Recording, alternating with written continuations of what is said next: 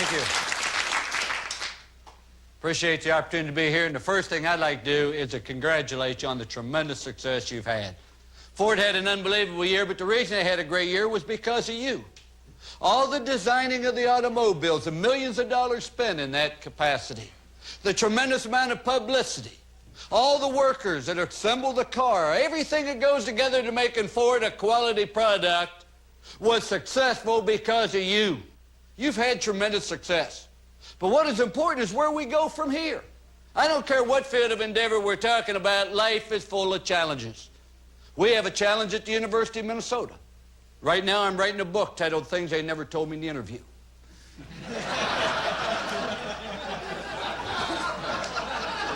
I went to the University of Minnesota and I said to the athletic director, how bad is our football team? He said, not too bad. He said, Nebraska only beat us by 10.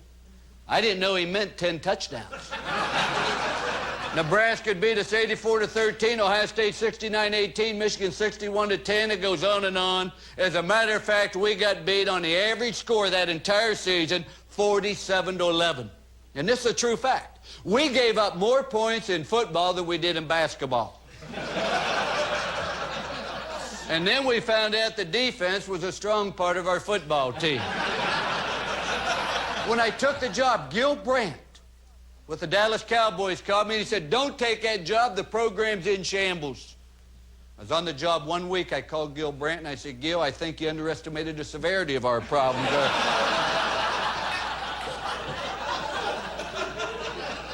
I had people say to me, well, what are you going to do in that situation?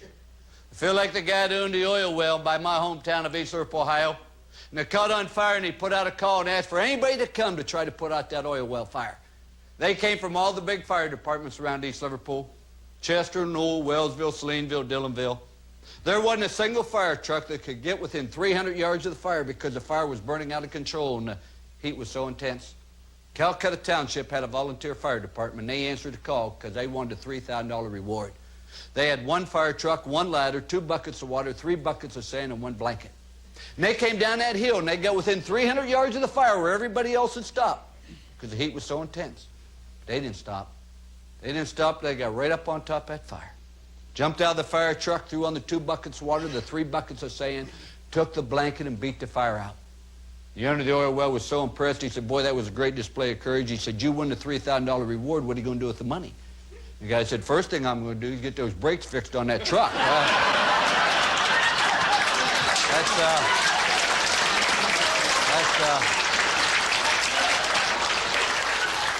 You've had great success. It's more difficult to get up and motivate yourself when you've had success because you just try to maintain what you have.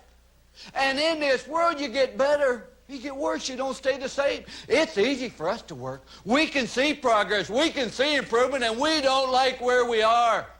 Never forget when I went to North Carolina State, our first game was against Syracuse University, and they had a great football team. We were a 27-point underdog in the locker room. I said, hey, we can whip them. It'll be a challenge. And they said they're going to run a 5-man line, and Bob Blanchard said, I know they will, because ain't no way 6 of those dudes will fit across the field without being out of bounds. I mean, they're the biggest football team I'd ever seen, and we went out and we won the football game, and we won 41-24, and the players picked me up on their shoulder and carried me to the middle of the field and dropped me, and, you know, I was fortunate enough to be at Ohio State. We won the national championship, but never once did I see any football team celebrate a victory like that team celebrated that one. 1 week later, we went over and played our arch rival, University of North Carolina, in our second game. And we lost a heartbreaker, 35-34 in the last 10 seconds. And I walked in that locker room after the game, and the same football team that 1 week before was so high, so elated, so excited, so happy, was the most depressed football team I've ever seen in my life. And the same thing I'd told them the week before, I told them the next week. I said, you know, nothing's as good as it seems, and nothing's as bad as it seems, but somewhere in between there, reality falls. See, we're wonderful human beings. We have tremendous power. But the greatest power we have is the power to choose. We can choose to believe or doubt, act or procrastinate, love or hate, succeed or fail. But we also choose whether we're going to build from where we are or whether we're going to tear down. There's There's no easy way in this world to build without hard work, without dedication, and without a commitment to purpose. We have an awful lot of big dreams at the University of Minnesota. I have the same dream all the time. I dream of I'm at a motel with all the other 10 Big Ten coaches. And we're around the pool, and they said, there's no such plan to determine who goes to the Rose Bowl. He said, let's put a fish in the pool. Whoever catches it will be the team that goes to the Rose Bowl in this wild dream. And they said, furthermore, we're going to let the coach that has the best chance go first. And Lou Holtz has the worst chance, he'll go last.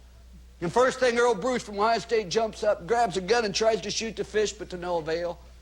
And then Mike White from Illinois jumps in there with a spear, and to no avail. And they go through Bo Schembechler, Hayden Fry, they go through all the Big Ten coaches, and nobody can catch a fish. They come to me. And with that, I get up in my dream, and I get a spoon, and I walk over, and I start dipping the water out.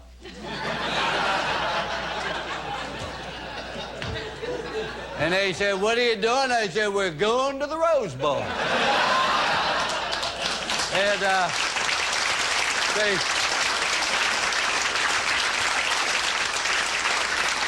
it may be slow, it may be tedious, it may be time-consuming, but if we have a big dream, there's a way to get the thing done. The other thing I find that's important with people that have enjoyed success such as you have is because you're fundamentally sound. I think fundamentals are so important that we have a tendency to feel that, boy, they just aren't necessary all the time. But I want to tell you the greatest football players in this world are the ones that block and tackle. The greatest Rhodes Scholar is the one that starts out by learning how to read and write. To me, fundamentals are so important in everything you do in this world. And you keep things simple. One of the great advantages I have in this world as a football coach is I'm not very smart. I've got to keep my life basically simple. But I firmly believe this, that any organization that's not based on fundamental principles does not have a chance to be successful. It's like the guy walked into the pet shop and he wanted to buy a bird. And these birds over here were $1.98 and he had about 30 of them. But over here he had one single bird that he was selling for $798. The guy said, why? He said, those birds look just alike. The guy said, well, this bird over here talks and sings. The guy said, boy, that's a lot of money, but I'd love to have that bird. He bought the bird for $798. He came in the next day. He said, the bird don't talk or sing. And the guy said, that's impossible. He said, I have the same type of bird as you do. And he said, why, just this morning, he said, my little bird got up and rang that bell. The guy said, what bell? He said, you didn't buy the bell where the bird can get the proper tune? He said, no. He said, well, the bird won't talk or sing unless you get the bell. And the bell's $38. The guy bought the bird, came in the next day, said, I paid $798 for the bird, bought the bell, and he said, the bird don't talk or sing, and he rang the bell. The guy said, well, what'd he do when we ran up and down the ladder? The guy said, what ladder? He said, you didn't get the ladder for exercise, and the ladder's $43. Well, this goes on 5 days. The guy comes in the 5th day, and he said, I have $1,218 invested in that bird. He said, today the bird finally talked to me just before he died. He said, the bird got up this morning, rang that little bell, ran up and down that ladder, swung on that little swing, looked in the mirror, all the things you sold me.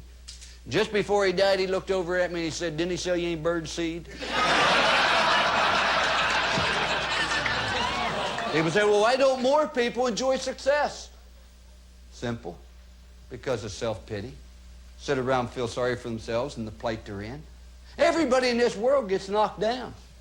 As I was at the University of Arkansas, we had the best one-loss record in the history of the school, and I'm proud of that. I didn't do it myself. Shoot, we had 100,000 people contribute to it, including the fans there. But after we beat Texas, they made a commemorative stamp of Lou Holtz. And after we got beat by Houston, they had to do away with it because people kept spitting on the wrong side. You know, it's just... Boy, and there's a tendency to get down and say, boy, nobody knows the trouble I've had and the problems I've had. And then the news media and other people say negative things about you without just cause. I could walk across the water and the headlines in the paper would be Lou Holtz can't swim. You know, you just... These are the things that happen, but self-pity is also self-destruction. That's why more people don't dream bigger. That's why more people don't adhere to fundamentals. And they say, boy, nobody knows the problems I've seen. I love the way the blind man coped with self-pity. The blind man was being led down the street by a seeing-eyed dog, and he put all the faith and confidence he had in that dog. And they came to a corner of a busy intersection. The dog crossed against a light. The blind man didn't know what else to do, so he followed the dog across the street. As I said, it was a busy intersection. Cars swerved to avoid him, brakes squealed, and horns honked. But miraculously, the blind man and the dog made it across the street unharmed. The blind man got on the other side of the street, and he reached in his pocket and pulled out a dog biscuit to give it to his dog. An innocent bystander watched the whole thing transpire. And he went running up the blind man. He said, sir, the dog crossed against the light and almost got you killed. The last thing you want to do is give him a dog biscuit to reward him. The blind man smiled and said, I know he did. He said, you see, I'm giving him a dog biscuit so I can find out where his mouth is, going to kick him right in the tail. Well,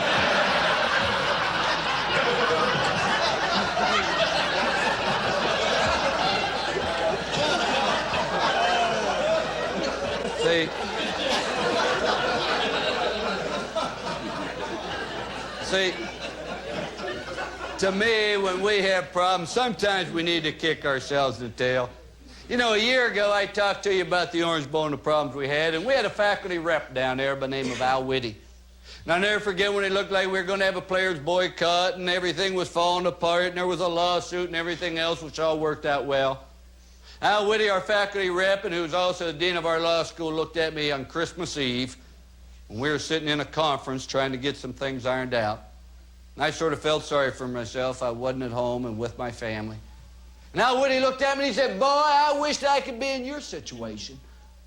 I said, are you kidding me? He said, yeah.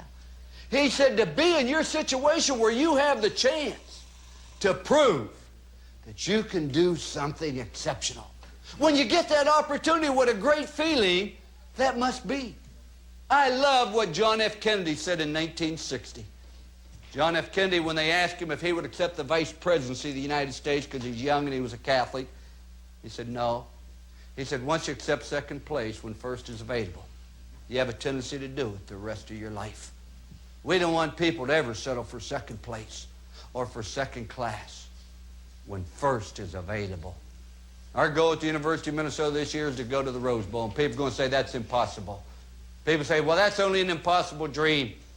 And I believe a dream's impossible only if all you do about it is dream. With hard work and dedication, I believe you can make things happen. I want you to know we have a better chance to go to the Rose Bowl this year than 95% of the teams in the country. Better than Alabama, Notre Dame, Ohio State, Oklahoma. There's so many people in this world who have achieved things. Glenn Cunningham was burned so badly at age 8, the doctor said he would never walk again and wished to amputate the legs. Now, this is a true story. And the mother refused to allow it happen. Well, I don't know if Glenn Cunningham ever walked again, but he sure did run. Because in 1934, in the Melrose Games, in Madison Square Garden, Glenn Cunningham ran the mile in 4 minutes and 6 seconds, which in those days were unheard of. And that same Glenn Cunningham was named the Athlete of the Century. Shelley Mann was put in a pool at age 3, strictly because she had complete lack of use of any limbs of her body.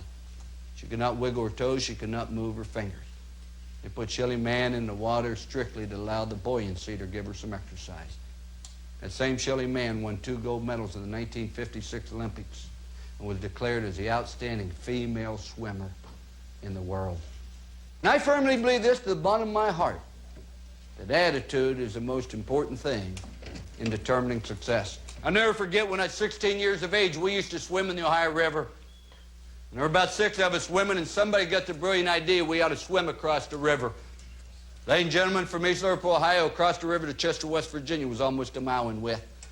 I couldn't even see the other side, let alone swim it.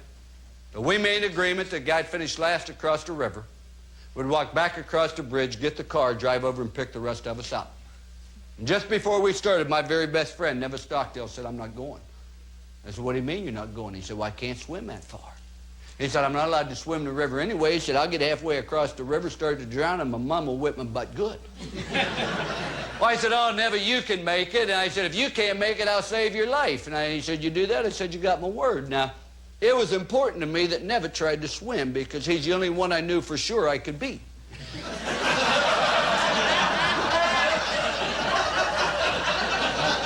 And And I didn't want to get back over there and have to walk over and get the car, so I made the agreement I'd save his life. Well, we started to swim.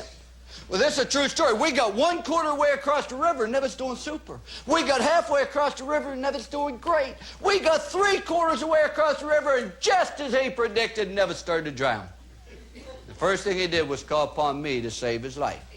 So I did the same thing you would have done if you were in my situation. I tried to pretend I couldn't hear him.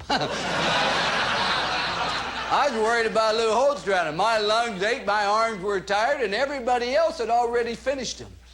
And finally, in desperation, Nevis Stockdale, 3/4 way across the river, begged for help, pleaded for help, prayed for help, but everybody ignored him. So he did the only thing he could logically do to save his life. He turned around and swam back.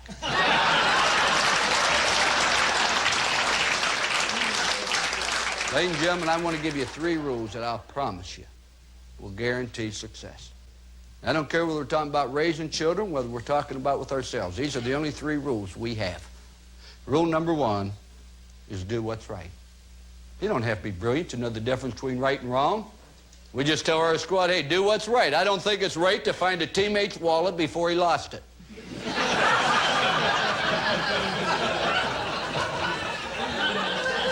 We don't have a million different rules. Just do what you know's right.